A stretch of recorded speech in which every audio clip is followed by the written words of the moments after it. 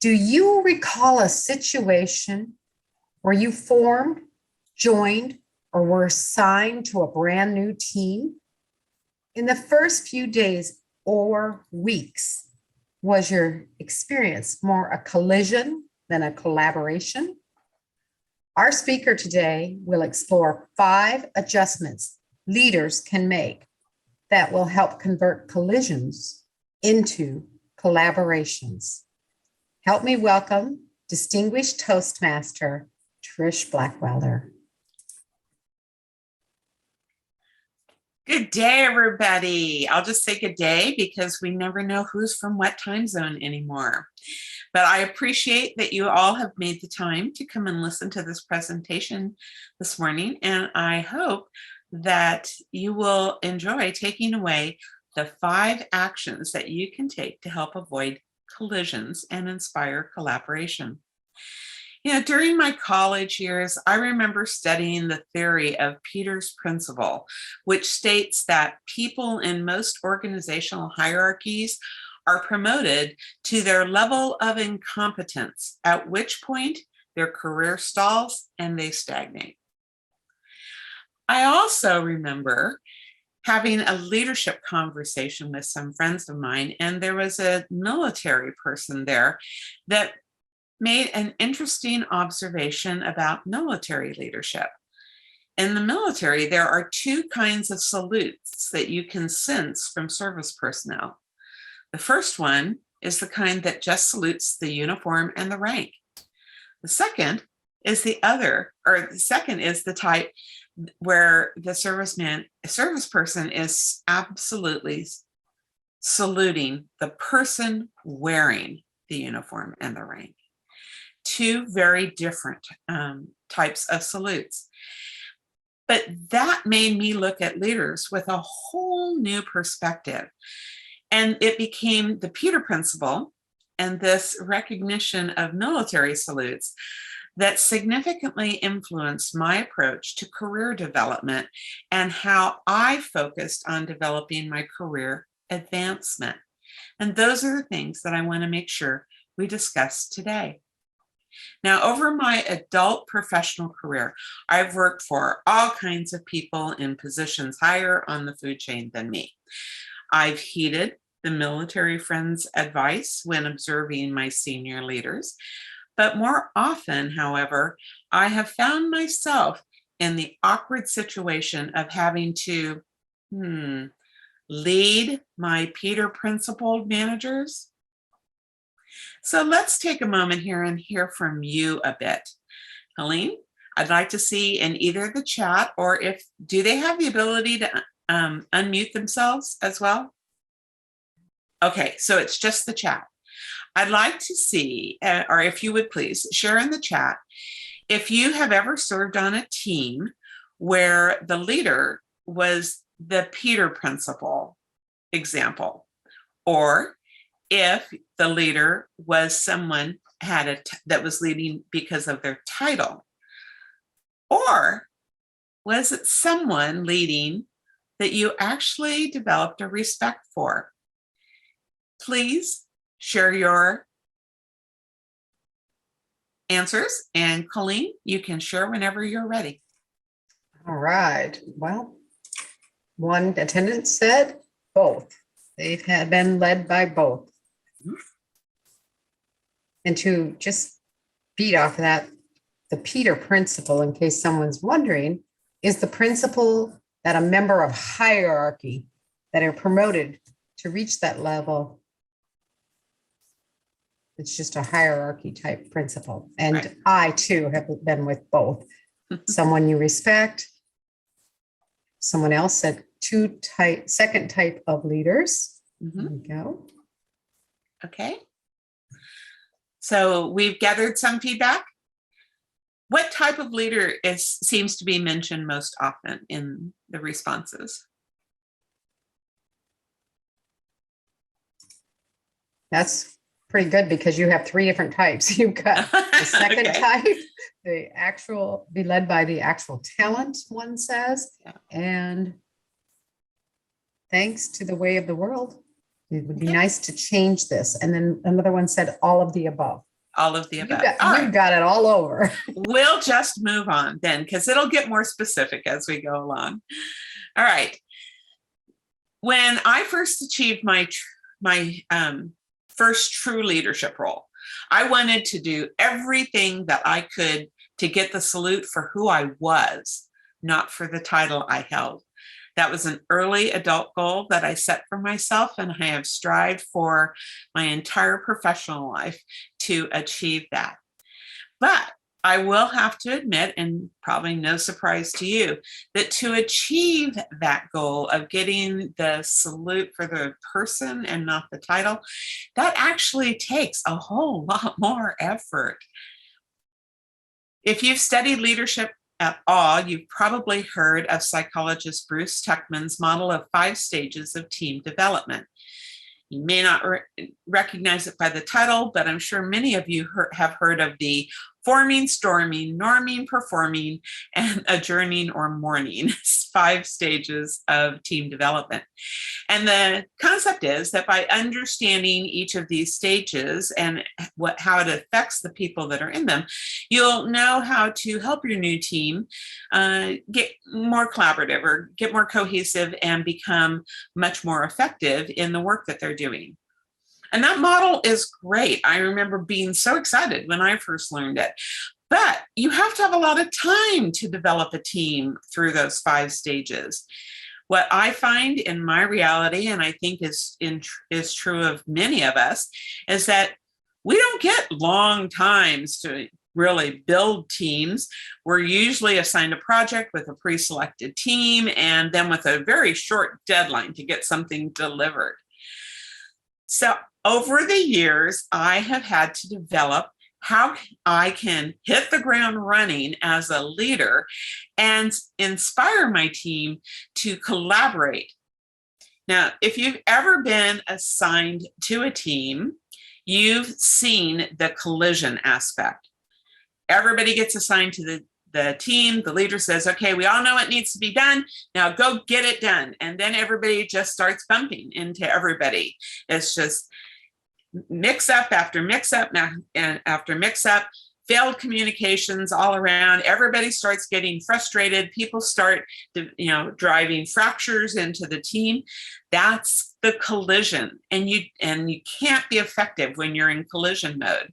So I've always strived to try to get into collaboration mode as quickly as possible. During my 40-year career now, geez, this makes me sound so old. What I've really experienced is 2 types of situations: leaders that know how to get people to start collaborating, and those that just suffer from the collisions. Although I've worked on very successful, unsuccessful, and moderately successful teams, each team could have been explained by the 2 principles I introduced at the beginning of the session.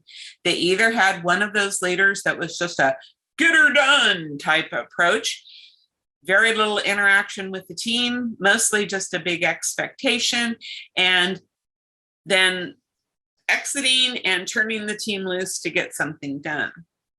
And while that sounds like it might be effective, it's actually very counterproductive because there's no environment defined for them to operate in. The other one, of course, is being led by the incompetence, the Peter principles. And those leaders typically just say, okay, we've been given this project and we have until this date to get everything done. Does anybody have any questions? No? Okay, then go get her done and just contact me if you have any questions or concerns. And then they lock the door to their office and they never come out again. Oh, no, they don't really lock the door, but. So thinking of those teams that I asked you about in the first round, how did those leaders approach the leadership of the project that you were working on, and how did it affect the outcome of the effort? Anybody have a story they want to share? While we're waiting for them to answer, I'll answer on my time in 2 years at 9/11, ground zero. It began out on a collision because this was an unprecedented disaster event. And this team unified so quickly. It was amazing to watch the collaboration to do what needed to be done at the time. So I watched the storming, norming through Katrina, through Sandy, but the best example I could say was 9/11 for all of it. Mm-hmm. Was there a particular point or action taken by the leader that you think drove the collaboration approach or the collaboration environment? Good question. It actually was difficult because at the beginning, the firefighters were on different networks than the police, than the regular people with walkie-talkies. So many people wanted to help that they were tripping over each other and not really knowing what to do at that first few weeks. This pretty soon they all started collaborating together. They found a way to work together. And my job was to bring in people to help remove the debris. And our team came in with a briefing and was very prepared on how to connect.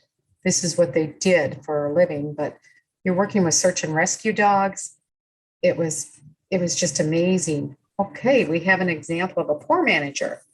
He would email, okay, this person said the poor manager, he would email the client and wait for their responses. If they did not respond, he would not stall the project. He, rather than contracting the person again, okay, he just ready, shoot, aim. It's accurate. And he did stall the project, it said. Yeah. That Anything else? Leadership.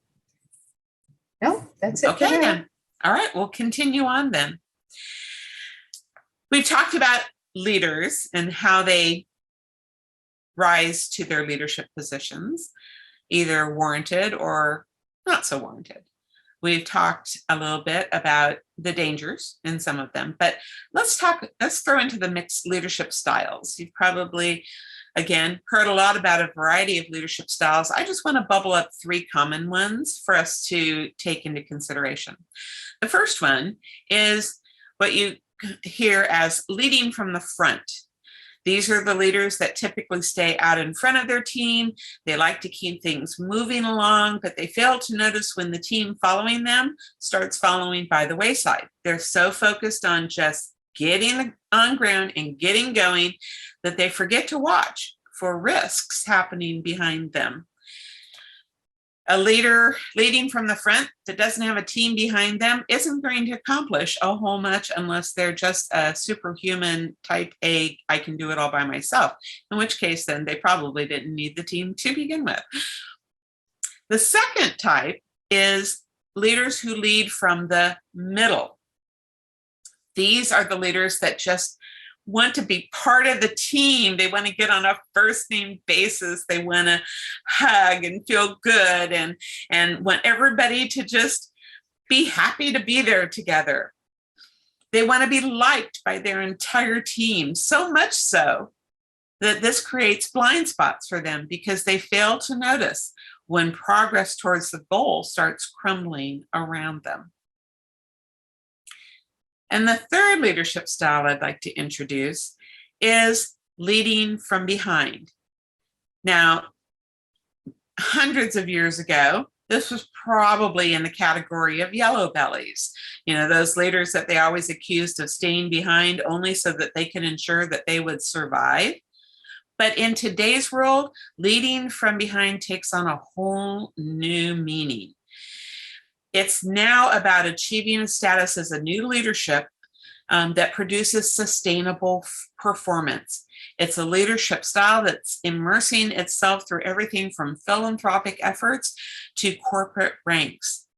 And it is based on a proverb, a story, a belief, wherever you come from, that this is the teach a man to fish proverb and is often attributed to the Bible verse Matthew 4:19 that says, if you give a man a fish, you will feed him for a day. If you teach a man to fish, you will feed him for a lifetime. I call this sustainable leadership. I've been calling it sustainable leadership for a number of years now, but it's raising up a team that actually can sustain the momentum and the work effort after the leader is gone. One example we see in our own environment is Dr. Smedley. If you've ever read the history of Dr. Smedley, the story of Toastmasters that he wrote, you can see all the steps that Dr. Smedley took from starting Toastmasters till the day he retired, till the day he eventually passed away. All the steps that he took to ensure that the organization would carry on once he moved on or passed on. Now, thinking back again to the leadership experiences that we've been talking about from each other, in what category of leadership style do you think is most effective? Leading from the front, leading from the middle, or leading from behind? Colleen, what's the opinions? Still coming in. This is back, behind. They like the leadership from behind. Mm-hmm. I always heard the saying, just like you were saying, that the leadership behind is like a shepherd tending his flock. Ooh, don't ruin my next quote. No, it's okay. I'm just teasing you. So behind looks unanimous from everybody here. I'm so excited to hear you all realize that leading from behind really is the new leadership model. I call this emerging leaders that lead for sustainability. Now, if you ask any parent about the challenge of raising children into responsible adults, they will tell you how complicated that is. As a leader, it's no less complicated to raise up a self-sustaining, productive, and effective, and generally profitable team. In his 1994 autobiography, Long Walk to Freedom, Nelson Mandela described a leader leading from behind as a shepherd. There you go, Colleen. The shepherd stays behind the flock, letting the weakest go ahead. And then as the others follow, all of them are unaware that they have been directed from behind. While it may seem like the shepherd is evading his leadership responsibilities, the observant one can notice that occasionally he uses his staff to nudge the flock, notify them of danger, veer them away from danger.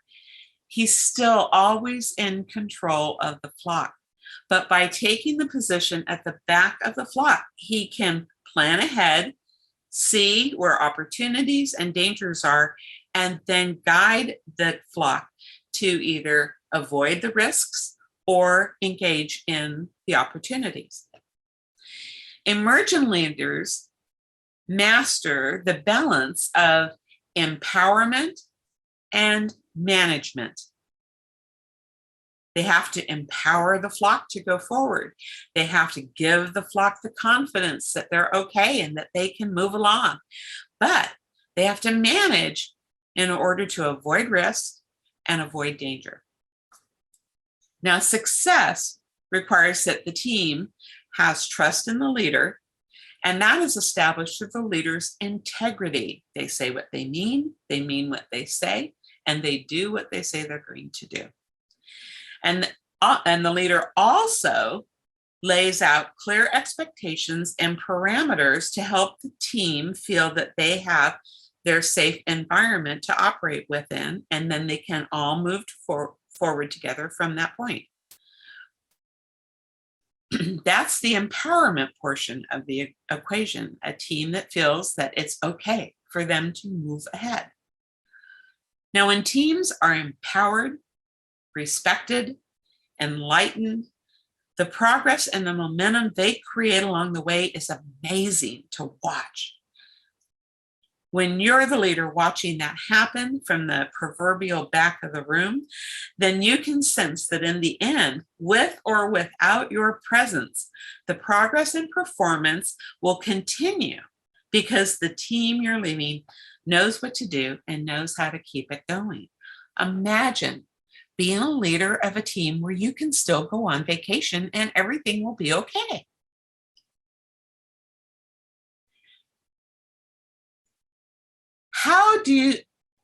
How has the descriptions that I've given you, how is this resonating with you? Do you have any questions? Do you have feedback? Does somebody have an actual experience they want to share?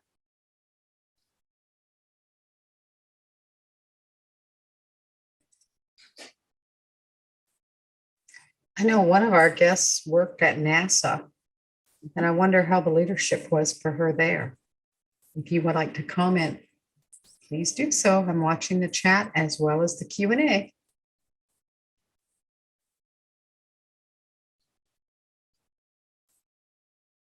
I know on some disasters, we had a dictative leadership, and it was horrible.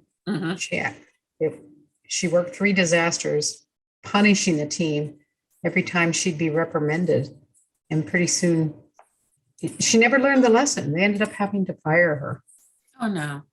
It took a lot of, she was promoted by the federal government and demoted by the federal government. Here's one that says, I want to be on that empowered, respected, and enlightened team. Nice comment.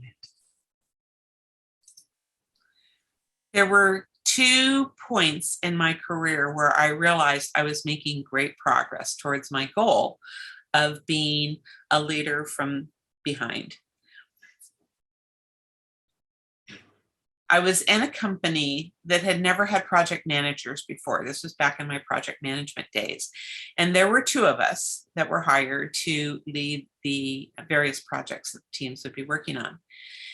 Oh, we got nothing but resistance. Nobody thought we needed project managers. They had it. They knew how to get things done. They get them done.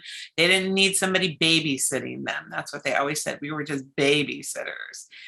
So one day, the other project manager and I went to lunch, and we came back. And as we were coming down the hall, all the programmers were in bullpens in various rooms. And as we came down the hall, we heard one of our kindest, gentlest, most welcoming, friendly souls amongst all those coders yelling at someone on the phone. Now, he never raised his voice, ever. So we stopped and executed our right to eavesdrop. And we waited until the conversation was done.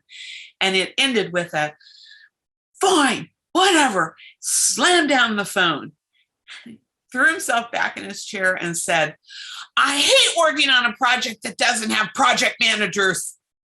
And we burst out into laughter, revealed that we were eavesdropping. And we said, yeah, we'll never believe you again when you call us babysitters. But it was true. What we did was all we did was come in and define the parameters for them to operate, within. And that was the big expectation. We left the knowledge about what needed to be done to them because that was their expertise. All we had to do was manage the schedule, look to make sure we were making progress on time. And then if there was some risk that came up, making sure that they were well informed of it so they could work around that risk. That was my first indication that I was on the right path of leadership. The second came when I went to work for the bank. And my very first project was one of the biggest, baddest projects I probably ever was going to work on. And the manager who hired me told me I was getting that project because during my interview, she could tell I wasn't going to be afraid of having multiple systems to interface. And I said, no, that's what I did pretty much for the last, 6-7 years. So I came into the project room. We had people, in-person people on a call, and I introduced myself, and realized that these were all people I have never worked with before, because this was the very first, my first project with the bank. And so I asked them to share who they were, what they brought to the table, and then once we got through doing all of that, asking for any of the subject matter experts in the room to give us things that they had concerns about right from the front, right from the get-go. And we put those up on a whiteboard where I could capture those and hold on to those then and figure out how the project plan was going to have to be developed around that. We worked, oh my gosh, that was a project that probably took about 14 months to get done. And at the end of it, when we did our lessons learned, I got brave. I said, I am so pleased that I have worked with all of you experts. You have taught me so much about the infrastructure within this organization, and I can never repay you for that knowledge. However, I may have to call upon you again to handle another e-ticket ride like this. Again, the old Disney days, e-tickets were the biggest, baddest, best rides. And I said, how many of you would be willing to work on another project like this? And everybody said, this was fun. We want to do this again. I knew I had gotten out of the way of the team. I gave them the respect. I bolstered them up. I helped build their confidence. I stood back and just kept my eye on the project schedule and made sure everybody kept moving forward in progress that was going to keep us on task. When something came up and a risk needed to be dealt with, or something needed to be chased, or extra approvals needed to be done, that was my job. And I took those things off and I did my job with the best of my ability, so that I carried my fair share of the load just as much as everyone else had. So have any of you ever experienced leading from behind? And if so, do you have lessons that you've learned from that? As they may be typing, I heard back from, I worked for NASA and leadership was the Peter principle. Mm-hmm. Her manager would say, she or me handle this. And she went into his office and she did. Yeah. Can I re-ask your question, Trish? Sure. I shared a couple of my experiences in learning how to lead from the back of the room. I wondered if anyone else had an experience they'd like to share. Anybody made the move to the back of the room? Well, I can share while we're still waiting. I like to stay in the back of the room with my team. It was just so great to trust them. And if they had issues, I was always right there with them from the back to answer. Of course, I had the law on my side, and they knew that I was the walking 44 CFR. Mm-hmm. So I could just quote the legal. But once in a while, they'd challenge that, and we could find ways around to help the people more. Mm-hmm. And I appreciated that. So leading from the back, I mean, if you had to go into that burning building first, you would, but like one of my teams that I worked with in South Dakota on 7 back-to-back disasters in a row, I had teams all over the state. And at the end of those disasters, they came to me and said they'd walk through broken glass barefoot for me. That was the highest compliment I've ever received. Well, that was like everybody saying they'd sign on for another e-ticket ride. It's so cool. Okay, here's one. Mm-hmm. As a spring conference chair, she was surprised by 2 things. People said yes when she'd ask for help. And the second thing was during the post-mortem, people said they would be on her team anytime. Mm-hmm. You just gave me goosebumps. That is a good. See, Isn't that the greatest feeling in the world? Yes. To know that you were able to just get out of the way and let people perform to the best of their ability. So cool. So cool. And they deliver. And they shine when they do it. Mm-hmm. They do. It makes you proud like a parent of a little kid. Mm-hmm. Absolutely does. Okay, anyone else sharing? Sure. I'll move on. All right, so I promised you 5 adjustments that every leader can choose to make in order to avoid collision and start collaboration. And it's one of them is one thing that we haven't really talked about. If you're put in a situation where you either got to choose your team or perhaps you didn't, you were handed a team, the first thing that you have to do is you have to get to know the good, the bad, and the ugly. Okay? You've got to figure out who has what talents, who's going to fall short on skill or talent, and then you can walk away and fill those gaps.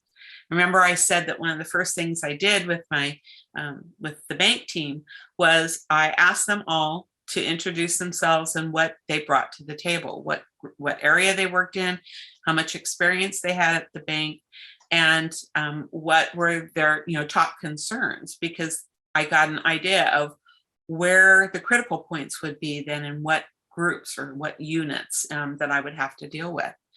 So you do need to take just a moment and assess your team.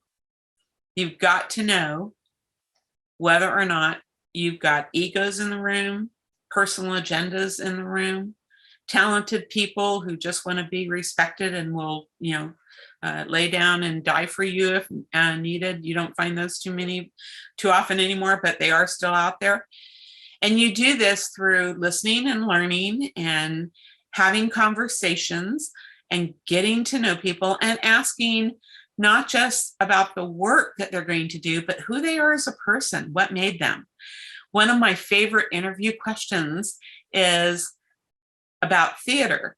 You have the opportunity to be the director, the star, the stagehand, or a member of the audience. Which one do you choose? And then don't say anything. You wait until they answer. And you can learn so much about what that person's work style is going to be like from those answers. Directors are always going to want to be in control. They're always going to want to direct. They're going to be the ones that you're going to butt heads with most often. And you need to have a plan for how you're going to work with that kind of person. The stagehands are the ones that are willing to roll up their sleeves and get dirty and get things done. Their job is to make sure the show goes on, and they're usually very easy to work with, but they usually have preferences about how they approach things. And so you just need to get to know their style and what's important to them, and then let them work in the way that works best for them. Don't try to dictate how they do the work, just let them get the work done. The stars of the show will always have to be buffeted. They'll have to be encouraged. They'll have to be told. They'll have to be stroked. They'll have to be they'll have to have roses in their room, and they'll have to, have the spotlight on them. They're the drama queens, and they can be very productive still, but they can be a handful to deal with, and you just have to be prepared to deal with it. And then you have the audience members. They just want to sit back and watch everybody else do all the work. They'll be the hardest ones to motivate, hardest ones to engage. And unless you can find where their passion is for what they can bring to the table, you're going to have a real hard time getting them fully engaged in the project. More often than not, you'll probably have to have a workaround for giving them busy work that keeps them to be part of the team, but doesn't put anything critical in their laps so that you don't risk having a failure point. All right. So first of the 5 adjustments that you have to make as a leader is, very first, out of the gate, you've got to get to know what you've got on the team. The good, the bad, the ugly, where the talents are, where the gaps are, and you can walk away from knowing that, then knowing how you need to deal with the team as a whole, how you're going to herd from the back of the room. The second adjustment that every leader can choose to make, and I say choose because these are all choices. I'm not telling you to do it. If you want to be successful leading the back of the room, they're my best practices from 40 years. All right. Second one is set a primary goal and make it one that the team can articulate and rally around.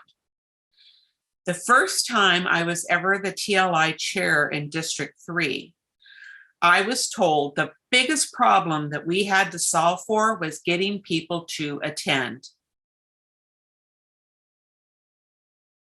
Now, one would have thought it would have been the quality of the educational programs that we were going to do, or, the balancing the budget, or, any of an other slew of things that I thought would have been the most important thing. But the most important thing I was told was we had to get the officers to attend. So our primary goal from the very first committee meeting on through all the TLI committees I ever left was one that we could say as we were walking down the hall, we're putting tushes in the cushions. We're putting tushes in the cushions. Everybody would laugh. It was funny, but it was exactly what we had to stay focused on. Talk it up in your clubs. Talk it up when you're at events. Talk it up when you're outside of your club. Wherever you go, whatever you do, keep talking about how we're going to put tushes in the cushions at the next TLI. That was it. We started out with 80% participation from our clubs. And each year we increased that until we were in the 90th percentiles. We were getting 90%, 92% participation from officers and clubs at TLI. That was what we contributed as a TLI committee. That became so routine for the committee year after year as to how to approach that we were then able to focus on everything else. Refreshments, quality of the educational program, increasing our volunteer base, all of those things became secondary and additional goals that we just keep piling on to our goal sheet, then. But tushes and the cushions lived with us for almost a decade. It's something that you can say really quickly and the team will know exactly what you're talking about, and you can use it then as a litmus test as you continue to master the project. Has anybody else had a primary goal like put tushes in the cushions that they enjoyed working with?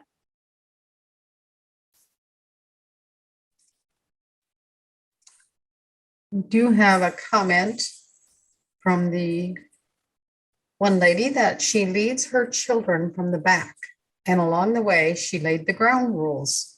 She explained the rules would always be in place. Breaking the rules will have consequences. They turned out very well. One is a retired general in the Marine Corps, a B/general. And one thank is a you sergeant. for their service. Yes. One is a sergeant major in the Air Force, retiring. Mm-hmm. And I know she has a daughter that's a designer that's does beautiful, beautiful dresses and work out in New York City, if I remember right. Excellent. That's the one comment that came earlier.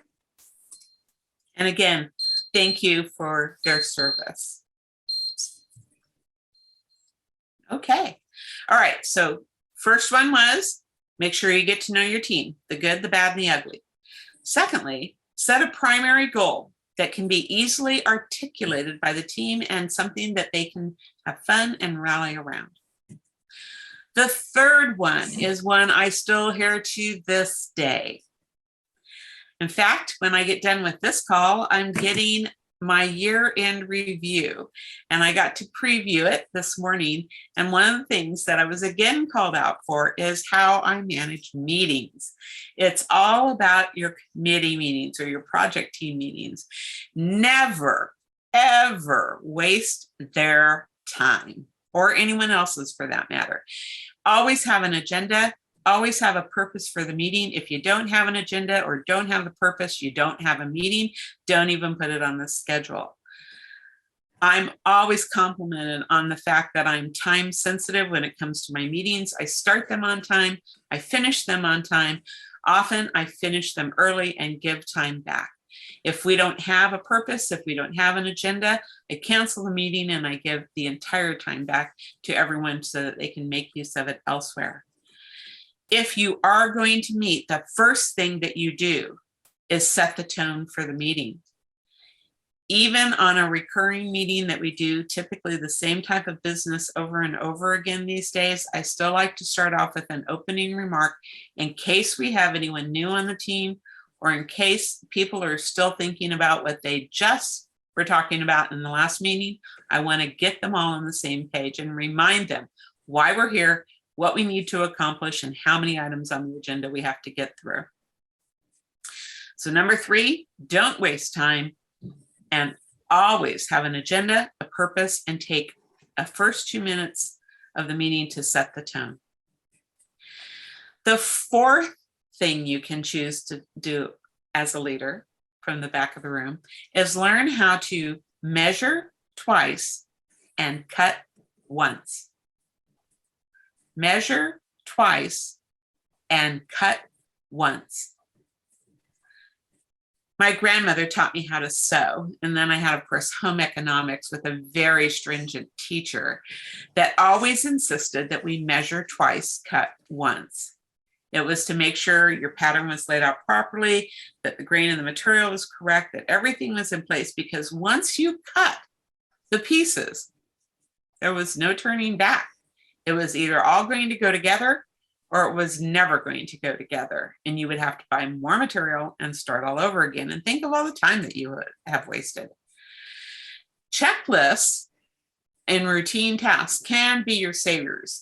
It means that you can, once you get a good plan or approach worked out, that you can tend to rely on it, but never just assume it includes everything. You still need to go through each thing, make sure it's still appropriate, make sure that it still applies, okay?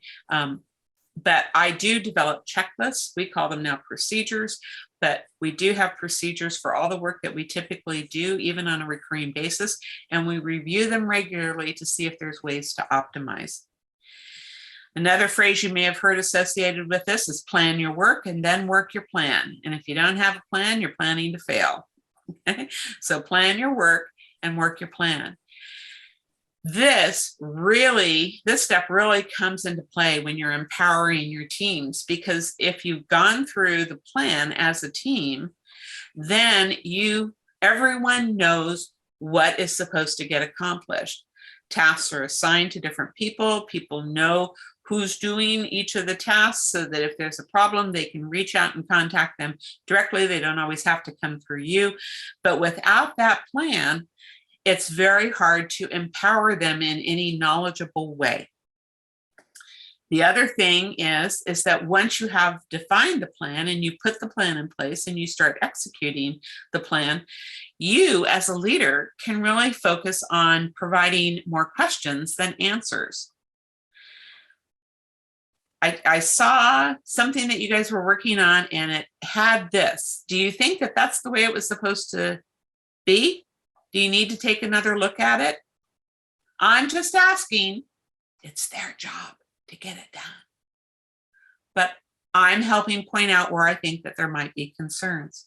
And I do it in a way that makes them think about it. And by doing it this way, I'm teaching them the art of critical thinking, learning how to look at something and not just be proud that you've accomplished, but also look at it with a critical eye and determine whether or not it could have been done better. Measure twice, cut once, plan your work and work your plan. Okay, the 5th one.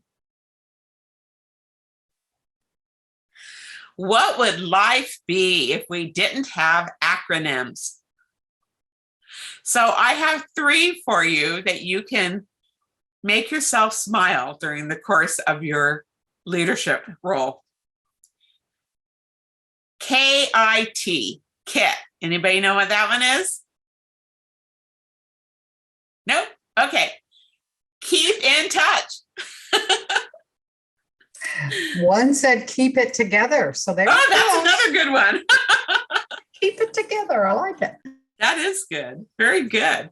For me, it's keep in touch. It means that if I'm going to go to the back of the room, it doesn't mean I don't ever communicate with my team. I still communicate with them as much as I need to, as much as they need me to, actually. And that's what KIT is. Very often, I'll go ahead and schedule time on my calendar with some of my team, and I'll just write Kit. That's all I need to write. I know exactly what I'm supposed to accomplish then in that meeting. Another one, FLU.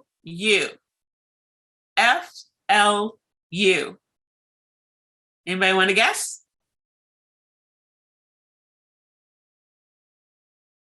No? Okay. This is the Get Her Done groups. These are the frontline units. These are the emerging, are the future leaders in your team that you want to raise up as new leaders so that they can become leaders from the back of the room and lead their own teams on their efforts. Frontline units is what we refer to them in the bank, and so FLU has stuck with me, but you can also call them your interns.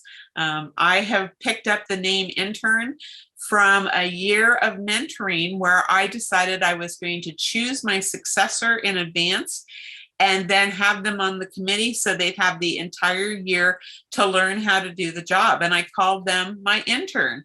Everybody knew exactly who they were, why they were there, why they sometimes had different responsibilities than other people, on the committee, because they were a future leader in training in addition to being a member of the committee.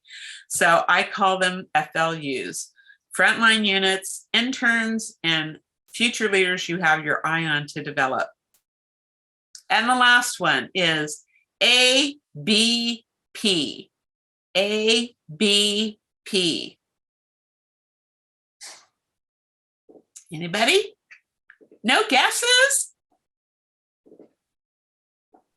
All I can think of is the American Border Patrol. That's not it. I figured it was not. Okay, ABP is always be present. Remember that once the shepherd puts the flock out in front of him, it doesn't mean that he gets to, go take a nap. Always be present. If you've ever watched an orchestra perform, you've noticed that the orchestra leader leads before the music starts and all the way through until the music stops. So I always think of an orchestra leader, and there's some really good YouTube videos about the language of conducting that I would recommend if you want to pursue that any further. But always be present. Even if you are taking a day off and the team is working without you, don't forget your team's there. If you had concerns about someone or something was a little shaky, make a 2-minute call and just check in and see how things are going. Don't nag, but just encourage and, let them calm you down. That's another skill that they need to learn as a leader. So I will take that. We got it under control, Chief. No, tell me how you have it under control, and then I'll sleep better tonight. So always be present. All right, one more time through. The 5 adjustments every leader can choose to make. Choose wisely, and you too can be successful.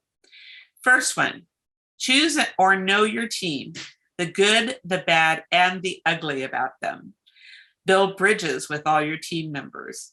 Number 2, set a primary goal, one the team can articulate and rally around. Keep it a short, succinct statement like putting tushes in the cushions. Number 3, don't waste anyone's time. If you're going to meet, have an agenda and a purpose. If you're not going to meet, then that's a different story. Show them that you appreciate them enough to give them the time back.